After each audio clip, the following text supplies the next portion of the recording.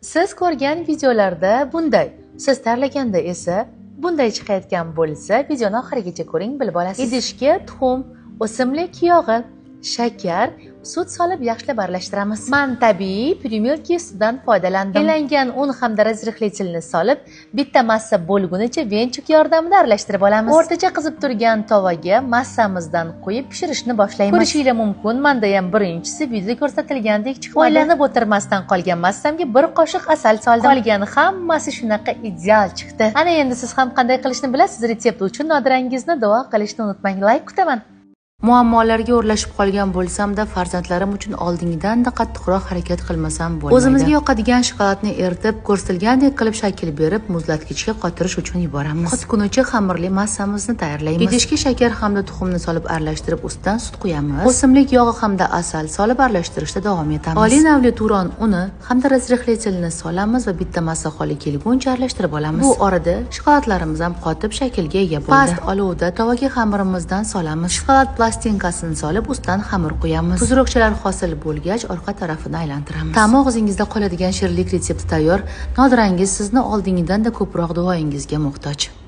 Nonushtalar ichida menga eng yoqadigani shunaqa mazaliki, yeb to'ymaydi odam. Har bir yostiqcha bexato ishib chiqadi. Idishga tuxum, iliq sut, qirg'ichdan chiqarilgan sir, to'g'ralgan kashnutchini solamiz. Xushxo'r hamda mayin bo'lishi uchun tvorojniy sir labni solamiz. Tuz solib yaxshilab aralashtirib, un hamda razrihlitil solib o'rtacha yumshoqlikda xamir qoramiz. Xamirni esa 10 daqiqa tindirib olamiz. Tingan xamirimizni birozgina un sepib, chiroyli qilib katta qilib yoyib olamiz. Yoyilgan xamirni xohlagan ko'rinishda kessanglar bo'ladi. Men yostiqcha ko'rinishda kesib oldim. Tovaga o'simlik yog'i solib, biroz qizigach, yostiqchalarimizni ikkala tarafini qizartirib, qovurib olishni boshlaymiz. Qovurilish jarayoni juda ham yoqimli, ko'rgan odamni zavqi keladi. Qarabsizki, mazali yumshoqqina nonushta tayyor. Nonushta uchun ajoyib ideya tayyor. Resept yoqqan bo'lsa, Nodirangizni duo qilib, mehringiz isbot yurakchani bosib qo'yishni unutmang. Bu soatimdagi eng zo'r retseptlardan biri. Like bosib retseptni saqlab olsanglar, sizlarni ham bizotingizda qoladi. Qozonchamizga suv, mazali sariyog' solamiz. Menda oliy navli anchor sariyog'lari. Sariyog' solingan suv qaynab chiqqach, un solib, tez aralashtirib turamiz. Shunaqa ko'rinishga kelishi shart.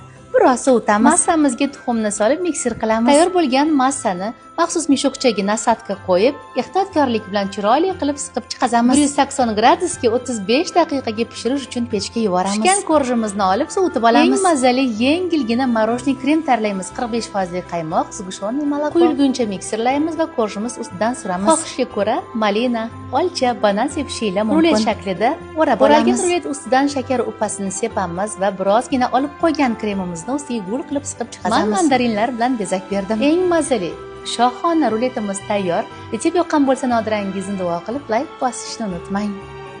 Bir marta yeb ko'rgan klientlarim mazasi zo'rligidan qayta olishga majbur bo'ladigan tort retseptini beraman. Morojniy kremim o'xshamaydi, suyulib ketadi deganlar ham ekranga yaqinroq keling. Muzdekina Primilkini 45% qaymog'i hamda sgushonoy molokoni krem holi kelguncha ko'pirtirib olamiz. Propitka uchun suv hamda sgushonoy molokoni aralashtirib qo'yamiz. Studiyani yangi olgan paytlarimizda arenda puli $700 bo'lgan. Bir oyda o'quvchi o'qitib shu pulni topa olamanmi, yo'qmi deb rosa ham qo'rqaman. Arenda pulim tezroq chiqishi uchun esa tort pishirib sotishni boshlaganman.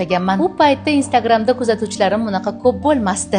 Bitta sotib olib yegan odam qayta olardi va yaqinlariga meni tavsiya qilishardi. Ha, aynan o'sha retseptni sizga beryapman. Eng mazali klassik biskit retseptini esa bundan oldingi videoda joylab qo'ydim. Nachinkasi esa sizni va klientingizni xohishiga ko'ra har xil bo'lishi mumkin. Kremimni qattiq chiqqanini qaranglar. Terilgan tortimizni ustini strechlaymiz va 1 sutkaga muzlatgichga yuboramiz. Zagotovka tayyor, keyingi video tortni yasatish bo'ladi. Nodirangizni duo qilish esingizdan chiqmasin.